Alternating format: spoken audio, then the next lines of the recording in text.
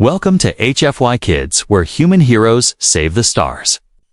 From brave little humans to kind alien friends, every story proves that courage, kindness, and hope can cross galaxies. Subscribe now for epic sci-fi tales filled with heart, wonder, and unforgettable moments. Asterisk, it was raining softly in the city that night. Cars passed by, their lights glowing on the wet roads. People walked fast, umbrellas over their heads. Most of them looked down at their feet, not wanting to get wet. Not wanting to see anything strange, but something strange was there. Sitting under a flickering street lamp, a tall woman with glowing blue skin sat alone on the sidewalk. Her clothes were torn. Her arms covered with bruises. Her head was down. And she was crying. She didn't look like anyone else in the city. She wasn't from Earth. No one stopped. People glanced at her, then looked away. Some whispered, some laughed quietly, some walked faster. They didn't want to get involved. They didn't care, but someone did stop. A little girl named Lily, just 7 years old. Holding a small red umbrella in one hand and a soft toy in the other, she had big, curious eyes and a brave little heart. She looked at the blue woman for a long time. Then she slowly walked toward her. Her mother didn't notice. She was busy talking on the phone a few steps away. Lily didn't ask for permission. She just moved like her feet were being pulled by something. The alien woman looked up as she heard the soft footsteps. Her eyes were silver and her face looked tired and scared. She pulled her body back, afraid. No. Go away, the alien woman whispered, her voice shaky, but Lily didn't run.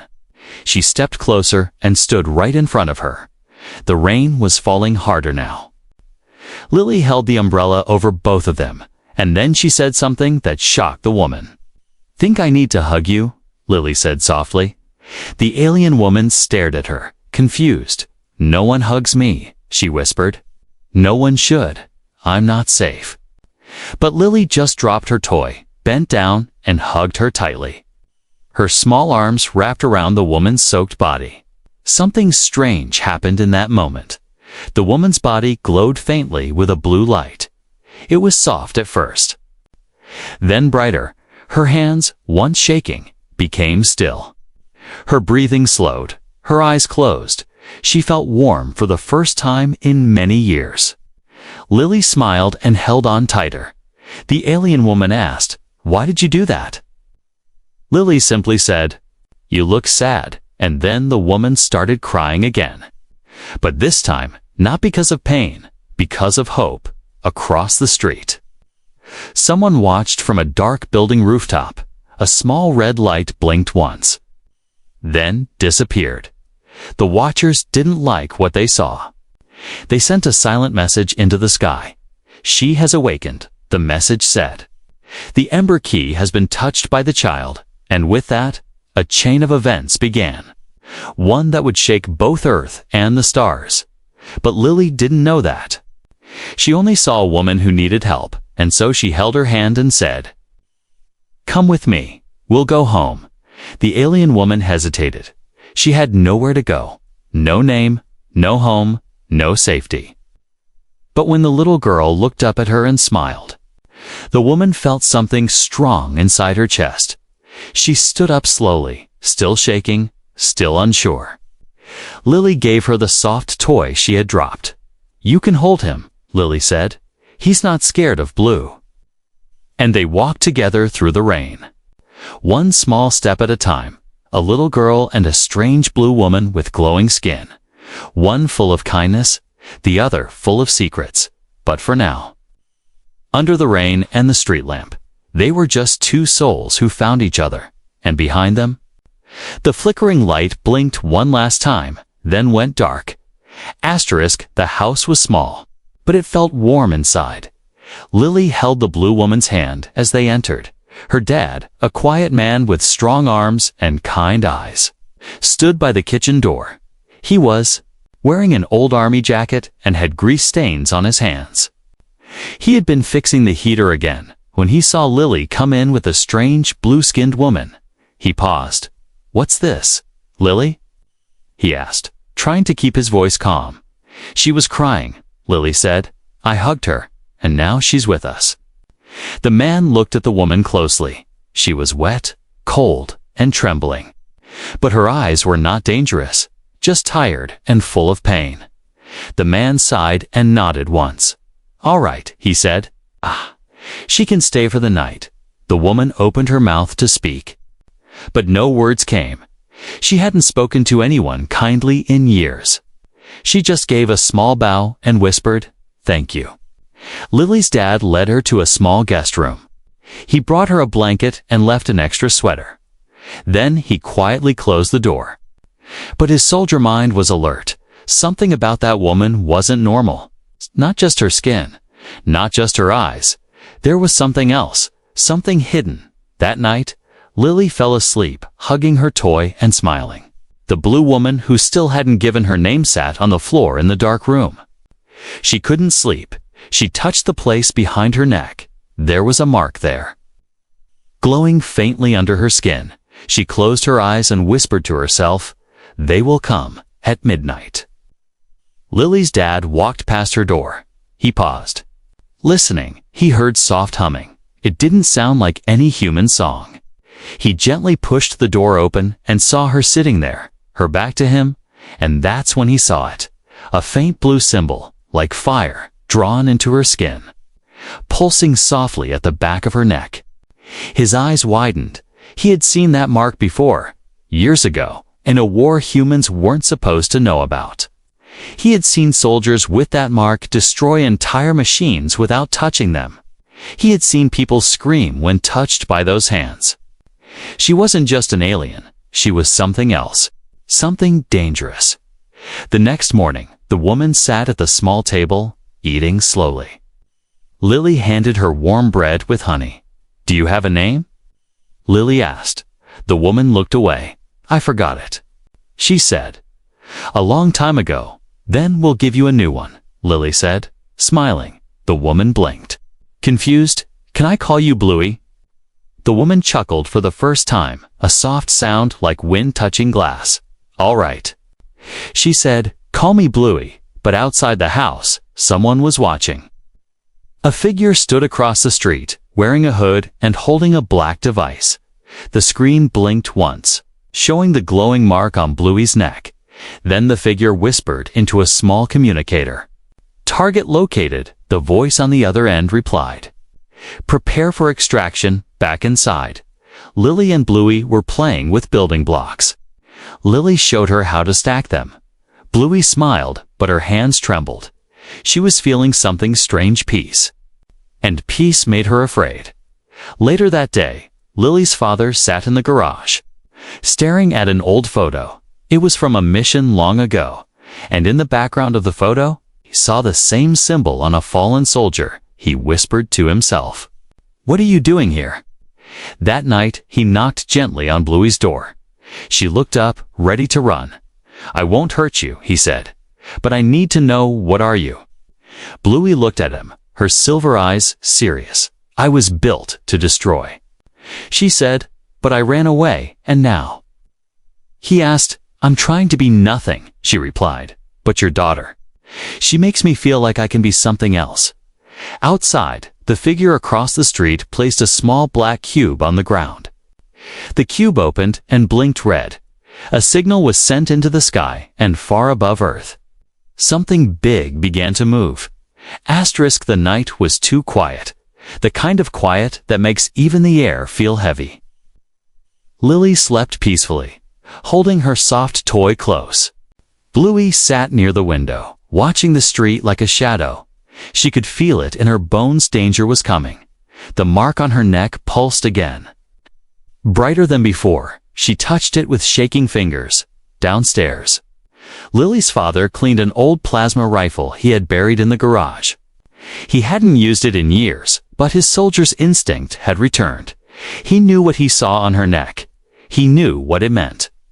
And he knew they were being hunted now, outside, under the cover of the trees. 3 black figures moved. They wore dark suits with no markings. Their helmets covered their faces, Their steps made no sound. Each one carried a strange silver weapon inside the house. The lights flickered. The temperature dropped suddenly. The old heater groaned and stopped. Bluey stood up fast, her eyes wide. "They're here," she whispered. Lily's father ran upstairs, holding the plasma rifle. He looked at Bluey, who was already moving to protect Lily's room. "You were right," he said. "I always am." She answered softly. The front door burst open. Wind howled through the hallway. The black-suited aliens stepped in silently. Their weapons aimed straight ahead. One of them spoke in a sharp, metallic voice. "Return the Ember Key, or this family will be erased." Bluey stepped into the hallway. Her hands raised. Her body was shaking, not from fear, but from memory. She had heard that voice before. She had obeyed that voice once, not anymore. Lily's father stood behind her, aiming his plasma rifle. "You're not taking her," he growled. The alien raised a hand. The ceiling cracked with a silent force. The rifle flew out of his hands and hit the wall. Bluey screamed. "Stop!" she shouted, but the men kept walking. Then Lily stepped out of her room, barefoot, sleepy-eyed. "Why are you hurting, my friend?" she asked. The aliens paused, surprised by the small child and Bluey. Changed, her body lit up like blue fire. The symbol on her neck burned like a small star. She moved fast, faster than the eye could follow. She stood between Lily and the enemies. A wall of fire formed behind her. Crackling and spinning, the aliens' opened fire-silent blasts of energy flew toward her. But she raised her hand and stopped them mid-air. The blasts hovered like frozen lightning, then vanished. "You will not touch this child," Bluey said. Her voice echoed, not loud. But full of power, one alien tried to run. He didn't get far. Bluey reached forward and pulled the energy from the air. She threw it like a whippet, wrapped around the attacker, and sent him flying. The others backed away slowly. They had orders to capture, not die. They dropped smoke bombs and vanished. The hallway was filled with thick smoke. Lily coughed and stumbled. Bluey caught her gently, holding her close. "I'm sorry," she whispered. "I didn't want this to happen." Lily's father picked up his rifle again. "Checking for danger. They'll come back," he said. "I know," Bluey replied. "And next time?" "They won't run." They packed a small bag with food, water, and tools. Bluey found an old coat to hide her glowing skin. Lily hugged her toy tight. "Where are we going?" she asked. "Somewhere safe," Bluey said. "Somewhere they can't find us so easily," as they stepped out into the night. The street lamp blinked above them, the same one from before. And once again, the rain began to fall, but this time it wasn't cold. Because Lily reached up and held Bluey's hand. And Bluey didn't feel like a weapon anymore. She felt like something more, like someone worth saving, far above. A satellite blinked red. The message was sent. "Ember Key activated," it said. And in space, a giant ship turned toward Earth. Preparing to land. The city looked different at night. Not the bright lights and busy streets, but the broken parts, the quiet alleys, the rusted doors. The places no one wanted to remember. That's where they went. A little girl, a tired father, and an alien woman with glowing skin. Bluey kept her head down as they walked through the shadows. Her long coat covered most of her face and arms. Still, the glow from her body pulsed faintly through the fabric. Lily held her hand tightly, not scared, just curious. She looked at every crack in the sidewalk like it had a story. They stopped at an old tunnel entrance near the edge of the rail yard. Lily's father punched a code into a metal box hidden behind a pipe. A metal door opened with a hiss. Behind it, dark stairs led into the ground. "Where are we going?" Lily asked. "A safe place," her father said. "It was built long ago, during the off-world wars. But no one remembers it now." Bluey stayed silent. her eyes scanning everything. She could feel the walls remembering pain. Even the ground whispered old stories to her senses. They reached a large underground chamber. Broken lights flickered, wires hung loose, but it was dry. And most importantly, hidden, old bunks, dusty crates. And a broken water purifier filled the room. It smelled like rust and forgotten memories. Lily jumped onto a bunk and smiled. "It's like a secret hideout," she said. Bluey smiled too. A small one, she sat against the wall. Hugging her knees, that night, Lily fell asleep fast. Her small chest rising and falling slowly. Her father watched her for a long moment, then he turned to Bluey. "Tell me the truth," he said. "Who built you?" Bluey closed her eyes. "I don't know who created me first," she said. "Only what they made me for." She touched the mark on her neck. "They called me Ember Key because I held fire inside me, the kind that could burn ships, cities, even planets." Her voice shook as she continued. "I was part of a project, used in the silent wars-hidden battles Earth never knew about." She looked at him, "But one day they told me to burn a camp. Full of children," her voice cracked. "I refused. They called me broken and tried to erase me." Lily's father sat quietly. He saw pain in her eyes, not evil. "You ran," he said. She nodded. "I've been hiding ever since." Suddenly, they heard a soft beeping. He pulled out a small device, an old war scanner. Something was nearby. Someone had followed them. Bluey stood up fast. "Take Lily deeper inside," she said. "I'll handle this." But the father shook his head. "We don't leave anyone behind anymore." They shut off the lights and waited in silence. Heavy footsteps echoed down the stair tunnel. A single figure stepped into the room. Hands raised, "I come in peace," he said. His voice was deep and familiar. Bluey narrowed her eyes. She recognized him. "Commander Hark," she whispered. He removed his hood, showing gray hair and a scar over one eye. "Didn't think I'd find you again," he said. "I thought you were dead," she said coldly. "I was supposed to be," he replied. "But I saw what they did to you." "I knew you'd run." He looked at Lily. "She's the reason you awakened, isn't she?" Bluey didn't answer, but her silence was loud. "She's not just a child to you," he said. "She unlocked something in you they never could." Hark stepped forward and dropped a metal disc on the floor. It projected a hologram of a massive fleet ship surrounding Earth. "They're coming for you," he said. "And they won't care who stands in the way." Lily's father crossed his arms. "Then we stand in the way," he said. Bluey looked at the hologram with dread. "Even I can't stop all of that," she whispered. Lily, half asleep, sat up on the bunk. She yawned and said, "You don't have to do it alone." Bluey looked at her. And for the first time in her life, she felt like she didn't have to run anymore. Asterisk, the metal disc on the floor kept blinking. The red hologram spun slowly, showing giant alien ships surrounding Earth. Each ship looked like a floating mountain with weapons larger than buildings. Their engines burned blue, and their guns were ready. They weren't here for peace. They were here to take Bluey. Commander Hark pointed at one glowing symbol on the map. "That's the command ship," he said. "It controls the rest." Bluey stared at it without blinking. "I know that ship," she said. "That's where they tried to erase me." Lily stood behind her, holding her toy. Her voice was small, but strong. "Why are they doing this?" "Because they think I belong to them," Bluey whispered.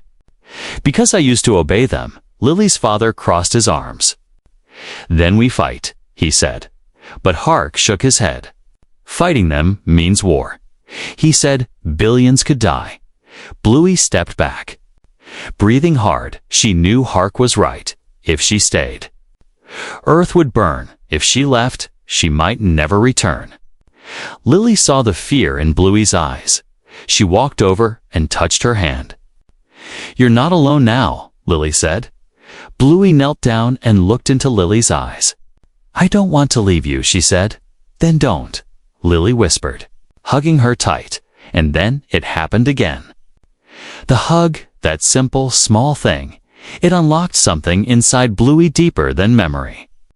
Brighter than fire, her body glowed blue, then gold. Symbols appeared on her arms. Her back, her chest, she screamed, not in pain, but in power. Lily stepped back in awe. Even Hark gasped. "She's changing." Hark whispered, "She's evolving." Bluey stood up slowly. Waves of light moved around her like a storm held in place. "I remember now," she said.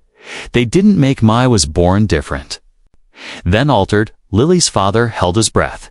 "Can you stop them?" he asked. Bluey nodded slowly, but not by force. She said, "There's something older. Something stronger than weapons." She looked at Lily. "It's her," Bluey said. She awakened it. Hark looked confused. "A child did this." "Yes," Bluey replied. "Because she gave without fear, hugged without asking. Loved without reason." The hologram blinked again. A new message appeared. Final approach. 24 minutes until impact.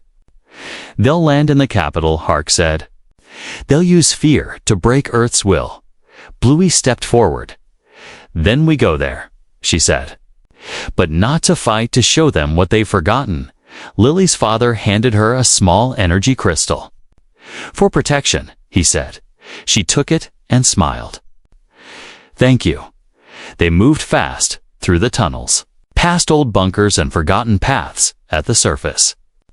A transport ship waited. Hark had called in an old favor. The ship was rusty, but it could fly. They lifted off just as the first enemy ship entered Earth's sky. From above, the planet looked quiet, but the fear had already started. People ran, governments shouted, weapons pointed at the sky. Bluey stood in the ship's window, watching it all. "This is what they want," she said. Fear, surrender, silence. Lily sat beside her, holding her toy tight. "Then let's make some noise," she said with a grin. Bluey laughed softly, a real laugh. The first she ever remembered, when they neared the command ship. Bluey sent a signal, not in words, not in threats, but in feeling. She broadcast Lily's hug. The memory of it, the feeling of warmth, love, protection. It spread like a wave inside the alien ship. Soldiers froze.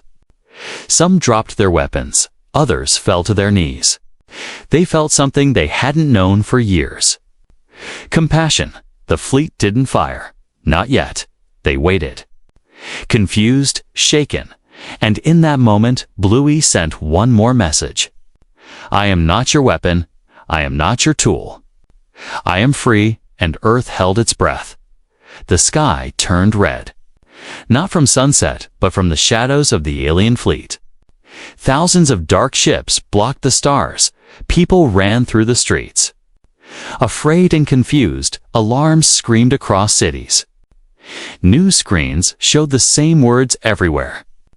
"Earth is under siege," inside the small ship. Bluey stood near the front window. Her body still glowed softly. Lily sat beside her, quiet, holding her toy and watching the sky. Commander Hark flew the ship lower, moving fast toward the capital. Lily's father stood behind him, weapon in hand.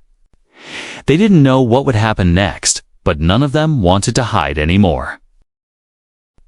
"They haven't attacked yet," Hark said. "They're waiting for me," Bluey replied. "They want to scare the world first, down below." Tanks rolled through the streets. Jets flew overhead, humans ready to fight. But against ships that could crush mountains, what could they do? Lily looked up at Bluey. "Will you fight them?" she asked. Bluey's voice was calm. "I'll do what I must to protect you." As they reached the capital, the command ship began to descend. It was huge, dark, and silent. Like a giant beast lowering its head, Bluey stepped forward and opened the ship's door. The wind roared in, but she didn't flinch. She flew out slowly, her body glowing brighter. The world below saw her one figure rising alone toward the enemy. Some people stopped running. Some pointed, some whispered. Who is she? The command ship sent a signal. A voice boomed across the sky. Return to us, Ember Key, or we will break this planet. Bluey hovered midair, her arms glowing with fire and light. I am not your Ember Key, she shouted back. I am not yours at all, the voice replied. You were made for war. Now obey. And then it began. Energy blasts rained from the ship. They aimed at Bluey, trying to crush her with power. But she held up her arms and created a shield of golden light. The blasts hit and scattered like sparks. She pushed forward, flying fast, straight toward the command ship's heart. On the ground, Lily ran from the small ship. Lily. Wait, her father shouted, but she didn't stop. She reached a tall rooftop and looked up. She placed both hands on her chest and whispered, Come back, please. Bluey felt the words. Even from far away, they echoed inside her. And something changed again. Her glow turned pure white. She remembered everything, every test. Every pain, every moment she wanted to give up. But also, she remembered Lily. She let out a scream not of pain, but of freedom. The sky cracked with her light. She flew through the first shield of the command ship like a comet. Alarms rang inside the alien vessel. No, the voice said. You were never meant to do this. Bluey reached the core and pressed both glowing hands against it. This is for the child who hugged me, she said, and then she exploded into light. A wave of pure energy swept across the sky. It didn't destroy, changed. The other ships paused, sensors flashing. The core inside the command ship turned white. Then clear, then disappeared all over the fleet. Engines died, weapons melted, power vanished, one by one. The ships began to fall slowly, softly, like feathers, on the rooftop. Lily watched the sky turn blue again. But she didn't see Bluey, just falling lights. Just silence. Where is she? Lily whispered. Her father reached her and pulled her into a hug. She saved us, he said, but the light. It took her. Lily closed her eyes. No, she said. She promised. And then, from the sky, something small floated down, a silver pendant glowing faintly. It landed in Lily's hands. Inside it's her own name, and one tiny word blinking under it. Soon. Asterisk weeks passed since the Sky War ended. The alien fleet never attacked again. Without their power source, without their leader. The ships drifted silently. Governments worked together. Cleaning up the wreckage from the fallen ships, people rebuilt homes, repaired streets, and returned to their lives, but for one little girl. Something was still missing. Lily sat at the windowsill each morning. Holding the silver pendant, it still glowed softly, and her name still blinked inside it. She wore it on a small string around her neck. Every night, she whispered to it, Come back. Please. Her father watched her with quiet sadness. He never said it, but he believed Bluey was gone, burned up in the light that saved the world. Commander Hark stayed in the city, helping rebuild. But he never mentioned Bluey again. No one knew what had happened in the sky. Only Lily still believed. One evening, the clouds gathered again, not a storm, but soft rain. The kind that makes flowers wake up. Lily ran outside, barefoot, her arms wide. She spun in circles and laughed. The rain was warm, not cold. And that's when she heard it, a soft voice behind her. You still wear it. Lily froze. Her heart stopped. She turned slowly. And there standing near the garden was Bluey. Her skin still glowed, but softer. Her eyes still silver, but calmer. She looked whole, not just fixed, but new, alive. Lily ran and hugged her without a word. Bluey bent down and wrapped her arms around the girl. They didn't speak for a long time. The rain fell gently on both of them. And for the first time, Bluey smiled fully. "I didn't know if I could come back," she said. "But your voice, your hug, it stayed with me." Lily looked up, her eyes wide. "Where did you go?" Bluey pointed to the sky, far beyond the stars. "A place where time stops, where the light listens. I wasn't alone there," she added. "I heard you every night." Her father walked outside. Eyes wide in shock, he dropped the wrench he was holding and just stared. Bluey gave him a small wave. "Sorry for disappearing," she said with a smile. He nodded slowly. "You're back," he said. "That's all that matters." Commander Hark came the next morning. When he saw her, he saluted. "I thought you were gone." "I was," Bluey said. But the story wasn't finished. She didn't stay hidden anymore. People in the city learned about the blue woman who stopped the sky ships. Some feared her, but most thanked her. Children brought her flowers. Old men offered her tools. She never asked for anything. She only stayed close to Lily. They rebuilt the house with their own hands. Stronger walls, warmer lights, safer doors. And at night, Bluey told Lily stories, not of war, but of stars. Of peaceful planets and dancing lights. Of second chances. One rainy day, Lily asked her a simple question. "Are you going to leave again?" Bluey looked out the window. Then at the pendant around Lily's neck. "No," she said. "This is home now." Lily's father planted a small tree in the garden. He hung a tiny light on it. And every night, it blinked softly, like the pendant. A reminder that even light can return after the darkest storms. And whenever it rained, Lily would run outside. Not to cry, not to search, but to smile, because the rain felt warm. And someone always stood beside her, glowing gently, quietly watching over a world she once feared, and now, finally, loved.